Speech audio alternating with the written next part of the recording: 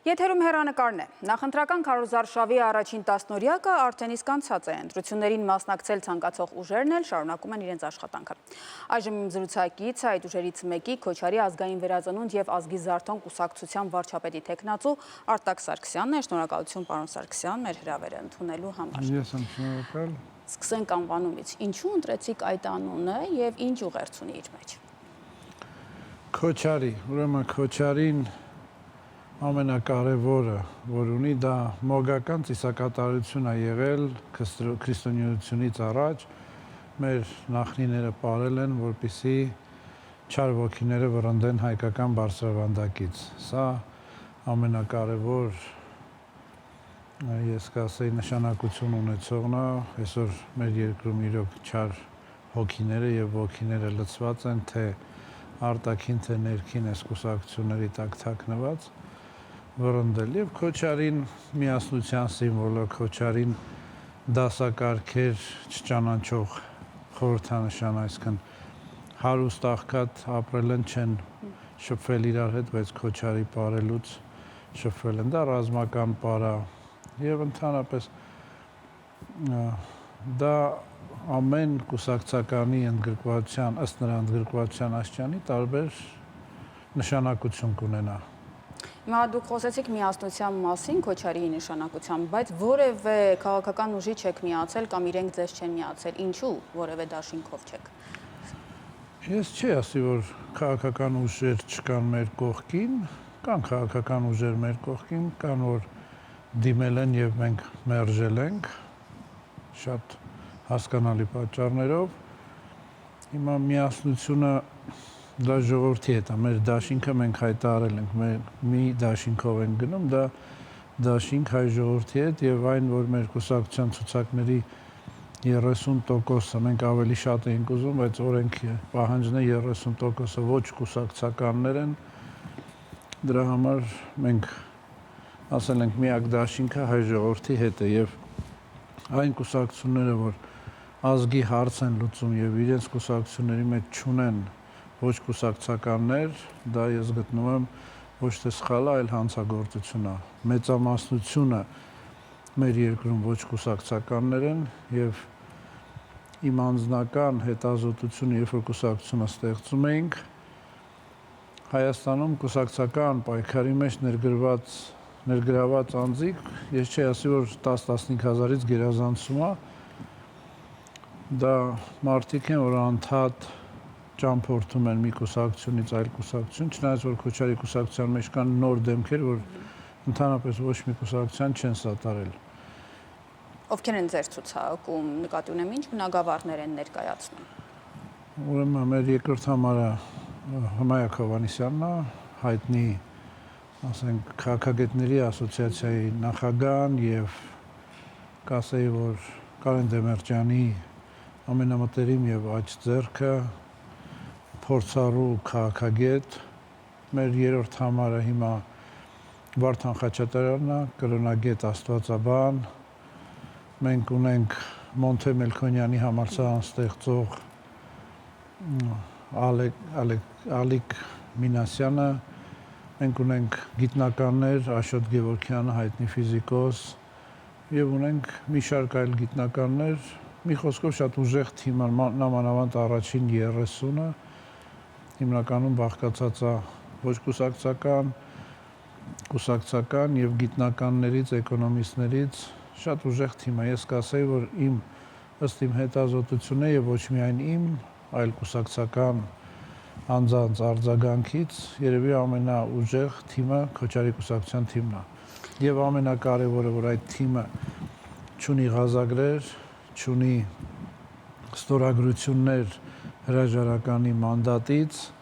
ստեղծվել է միայն հանդիպումների եւ գաղափարական խոսակցությունների շնորհիվ եւ ելի եմ ասում չկա ղազագրեր, այդ 30 տարվա, որ մարդիկ ստորագրել են առանց ամսաթվի հրաժարականները մանդատից, որ հիմա նորից շարունակում է, մենք տեսնում ենք մի շարք կուսակցություններ դա էլի անում են, մեր մոտ գոյություն չունի։ Պարոն Սարգսյան, ինչպես եք պատկերացնում պետության մեջ ձեր ներդրումը, հա, սկզբի շրջանում միասնություն, ասացի գաղափարի շուրջ, այդ որ գաղափարն է, որ հիմքում դրված է եւ գնալու եք առաջ։ Եվ եթե օրինակ հնարավորություն ունենաք որոշումներ կայացնելու, առաջին ձեր որոշումներն ինչն են։ Դե գաղափարները տեսեք, մեր ներկայացրած բոլոր գաղափարները համարյա know-how են, չգանք կիսանախագահականից, մենք առաջարկում ենք երկպալատային համակարգ, որտեղ մի պալատը պետք է Սփյուռքի ներկայացուցիչները լինեն, ասեմ, որ Սփյուռքի նախարարությունը ստեղծվել էր իմ առաջարկով, բայց չաշխատեց, որովհետև կիսատ արեցին են, որ մենք էինք առաջարկել, չաշխատեց, հիմա նախագահին պետք է պատկանի ուժայինները եւ արտաքին գործերը, իսկ վարչապետը տնտեսական վարչապետ, մեր անվտանգության համակարգը լիովին տարբերվում է այսօրվա այս անվտանգության համակարգներին, մենք ասում ենք, որ ոչ թե միայն ասում ենք, մենք տեսել ենք, որ ամբողջ աշխարհում, եթե դու ուժ չունես, բոլոր հանրության համար դու միայն ստատիստիկա ես։ Մենք տեսել ենք Սուդանը, տեսել ենք ինչպես են քրիստոնյաները մեռնում, եւ դա աշխարհի համար միայն ստատիստիկա էր։ Ամեն օր մեկ տող այսքան մարդ զոհվեց, մինչեւ սկսեցինք օգնել այդ քրիստոնյաներին եւ առաջարկեցինք, որ պետք է Սուդանը առանձնանա, նույնիսկ տեղի բնակիչները չէին հավատում այդ գաղափարին, բայց եղավ այն ինչ որ եղավ։ Մեր անվտանգության համակարգը բարձր տեխնոլոգիաներ եւ վարձկանների ներգրավում Հայաստանի պաշտպանության համար առաջարկել ենք դա 44 օրյա ժամանակ, երբ որ օրը 100-ից ավել զոհ էինք տալիս, մերժվեց եւ օրենք ընդունվեց, որ այդ խմբավորումները հակաօրինական են, քրեորեն պատժելի։ Մեր առաջարկը վաուչերային սեփականության վերանայում, որ ժողովրդին խաբեցին, հատկապես խոշոր ձեռնարկությունների եւ ստրատեգիական օբյեկտների վերանայում, հաղթանակի դեպքում ազգային ժողովը ինքը դառնում է սահմանադրական բարեփոխումների հանձնաժողով, ոչ թե իոնեսյաններն են գրում այդ սահմանադրական բարեփոխումները, անվճար քաղաքային տրանսպորտ եւ զրո գույքահարկ, հայ ազգը չպետք է պատժվի կամ հարկվի տրանսպորտով տեղաշարժվելու համար եւ գույքահարկել չպետք է վճարի։ Ես ապրել եմ բազում երկրներում, նույնիսկ մեր հարևան Վրաստանում գույքահարկ գոյություն չունի եւ դա ես հայերեն համարժեքը չգիտեմ, սկամ ենք համարում, որովհետև դա իրոք մեծ սկամ է, խաբեբայություն, ասեմ հայերեն համարժեքը թե ինչ ասեմ, մենք ոչ ծնվելուց ենք պայմանագիր կնքել, որ այս հողի քարի համար պետք է գույքահարկ վճարենք, որ մեզանից միլիոնավոր տարիներ եղել է ու մեզնից հետո էլ կլինի եւ այդ սեփականության վկայական կոչված թուղթնել մի մեծ խաբեություն է, որ ձեզ տալիս են, որպեսզի դուք հարկվեք։ Մենք դեռ այս թեմաներին կանդրադառնանք, քանի որ դուք խոսեցիք ձեր կենսագրության այն հատվածից, որը վերաբերում էր Աֆրիկային, ապա ձեզ ճանաչում են ավելի շատ Քենիայում հայտնի Arthur Brothers, խմբի եղբայրներից մեկը եւ որի մասին նաեւ միջազգային մամուլում հակասական տվյալներ էին։ Հիմա ինչպես եք պատրաստվում հաղթահարել այդ ընկալումը եւ իսկապես ընտրողին ներկայանալ որպես շատ վստահելի ուժ, որին պետք է ցայն տալ։ Տեսեք, ես նույնիսկ չեմ էլ փորձելու հաղթահարեմ, Կենիան ազատ երկիր է, այնտեղ մեդիան ազատ է եւ Հայաստանի պես կար երկու մեդիա ալիքներ, որոնք պատկանում էին ընդդիմադիրներին եւ որից մեկը պատկանում էր հենց Արաբ Մոյին, այն նախագահային, ով 27 տարի բռնապետ էր, որին մենք արդար ընտրություններով հաղթեցինք եւ որը որ ճանաչված էր միջազգային քրեական դատարանի որոշումներով Ռուանդայի կոտորածների գենոցիդի հրահրողը եւ հովանավորողը։ Հիմա ինչ վերաբերվում է, որ ամբողջ կյանքս լինելով խոսքի ազատության սատարող, բայց Կենիայում կատարել են գործողություն եւ փակել ենք East African ստանդարտը, որը որ հանդիսանում է անգլիական ստանդարտի, ասենք ֆիլիալը, հա։ Բա դա խոսքի ազատության դեմ չէ։ Դե տեսեք, ունենալով այդ դառը փորձը Ռուանդայի եւ երբ որ նույն տերն է մեդիայի, նա հրապարակում էր եւ փորձում էր Կենիայում այդ ժամանակ կար լուրջ խնդիր տրայբալ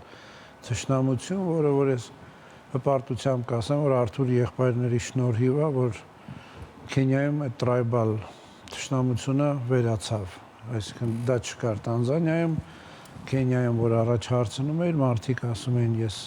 Կալենջին եմ, ես Կիկույու եմ, բայց եկանք մենք եւ այդ տրայբալ խնդիրները լուծեցինք, լինելով սպիտակամորթ, չպատկանելով ոչ մի տրայբի, կարողացանք բերել խաղաղություն եւ դա East African ստանդարտը որոշ ժամանակ էր փակվել, պատժվեցին այդ հրահրողները, Արաբ Մոյը ներողություն խնդրեց եւ հետո East African ստանդարտը նորից վերաբացվեց։ Ես չեմ էլ փորձելու, ասենք, անցածի համար ինչ-որ արդարանամ, ես բազումս անգամ մտածել եմ, եթե կյանքը նորից սկսվեր արդյոք կշարունակեի, այո, նորից կշարունակեի, նույն ճանապարհով կգնայի, ես հպարտ եմ, որ կյանքեր ենք փրկել, ես հպարտ եմ, որ կասեցրել ենք ահագին կոտորածներ եւ բազմաթիվ ձերբակալություններ, բազմաթիվ թմրադեղերի ձերբակալություններ եւ մեր շնորհիվ շատ մեծ քանակությամբ թմրադեղեր չեն հասել այն հասցեատերերին, որը որ լինելու էր, ասենք, երիտասարդության կամ այլ մարդկանց կյանքի որոշիչ վտանգ։ Ինչու որոշեցիք երկրից դուրս գալ։ Ձեզ լսող ընտրողը հիմա մտածում է այդ դեպքում երկար տարիներ ինչու երկրում չեք ապրել։ Տեսեք, մենք միշտ տեսել ենք Հայաստանում ժողովրդի կյանքի վիճակը, որ վատ էր։ Եվ շատ վաղուց իմ կրտսեր եղբորը արդեն ուղարկել ենք Հայաստան, լինելով Քենիայում կապիտանի կոչումով հատուկ ջոկատային, այստեղ ուղարկել ենք,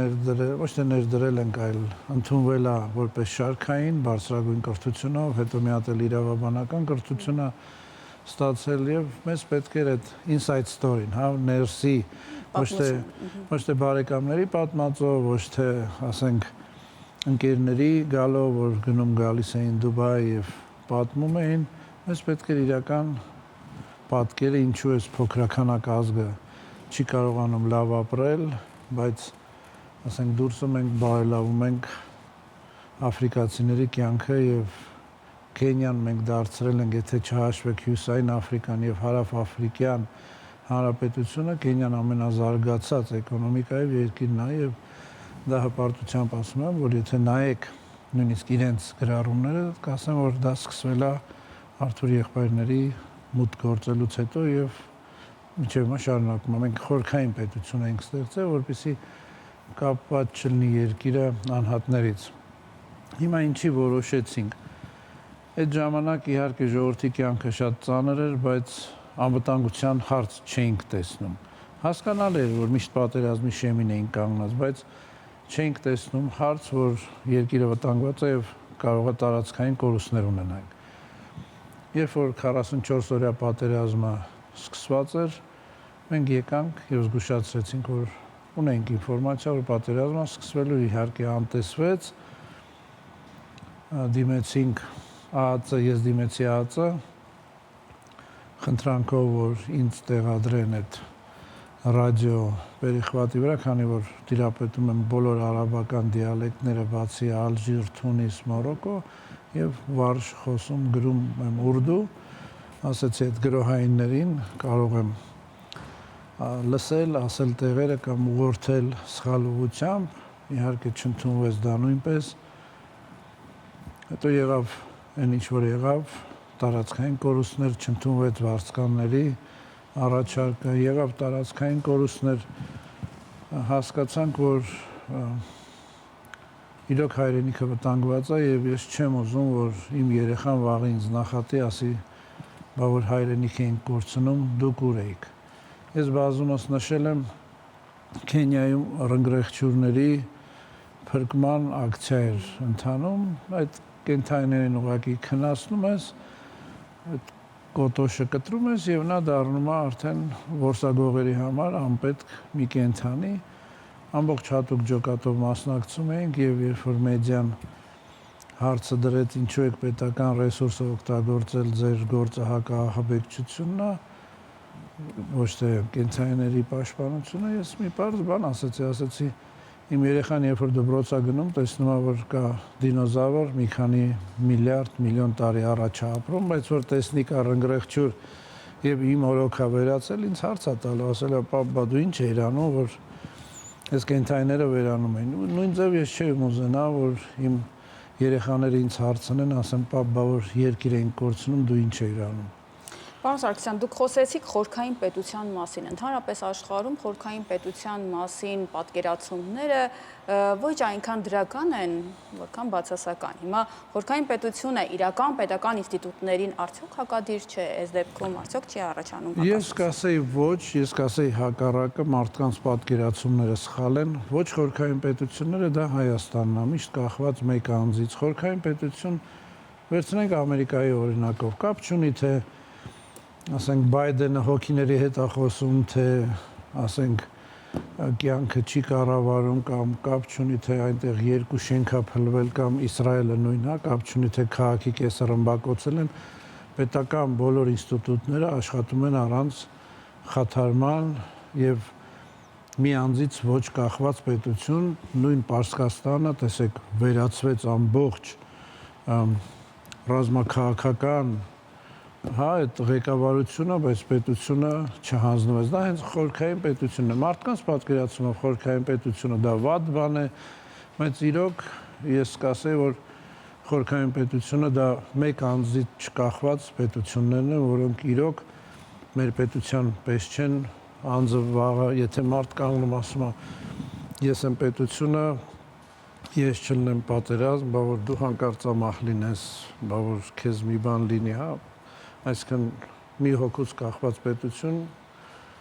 Դուք նկատի ունեք համակարգված պետություն, որտեղ օրինակ հարևան Թուրքիայում խորքային պետություն այն նախկին զինվորականներն էին, որոնք պետական կառավարման համակարգի վրա ազդեցություն էին ունենում այլ ձևերով։ Ես այդպես հասկացա։ Դուք նկատի ունեք համակարգված պետության մասին։ Շատ լավ, ձեր ընտրողին ձեր, այսպես ասեմ, ուղերձը, քանի որ քիչ ժամանակ ունենք։ Մեր ընտրողին կասեմ, որ այսօրվա այս ընտրարշավը վերածվել է աշխարհաքաղաքական բևեռների թատերաբեմ, դուրս են եկել ուժեր, որ Ռուսաստանի հովանավորության տակ են եւ իշխանությունը, որ իբր արևմտյան է, եւ Հայաստանի շահերը ընդհանրապես չի քննարկում, Հայաստանի շահերը ընդհանրապես հայ ազգի շահերը չի քննարկում, իրոք դա առել է բախումների թատերաբեմ, դա բերում է պարակտում, դա բերում է ատելություն, հայամետ, ռուսամետ, թուրքամետ, այս ուժերը ոչ մի կապ չունեն հայ ազգի հետ, ես մեր ազգին կասեմ, որ զերծ մնան այդ հայհոյանքներից, իհարկե իդեալականը կլիներ քարոզարշավը հետաձգել միջև ստեղծվեր առողջ քաղաքական դաշտ, որպեսզի ուժերը քաղաքավարի շփվեին իրար հետ, ոչ թե այսօրվա այս հայհոյանքներով, չէր լինի նոր բախումների միջադեպեր, բայց եթե գնալու ենք քարոզարշավը չի հետաձգվելու, ես կոչ եմ անում, ընտրեք իրոք բոլորին դեմ կուսակցություն, որը որ Քոչարին է, մենք իրական բոլորին դեմն ենք եւ բոլորն էլ մեզ են դեմ, մենք քվեաթերթիկ համարինն ենք։ Շնորհակալություն, ես հիշեցնեմ իմ զրուցակիցը Քոչարի ազգային վերածնունդ եւ ազգի զարթոն կուսակցության վարչապետի թեկնածու Արտակ Սարգսյանն էր։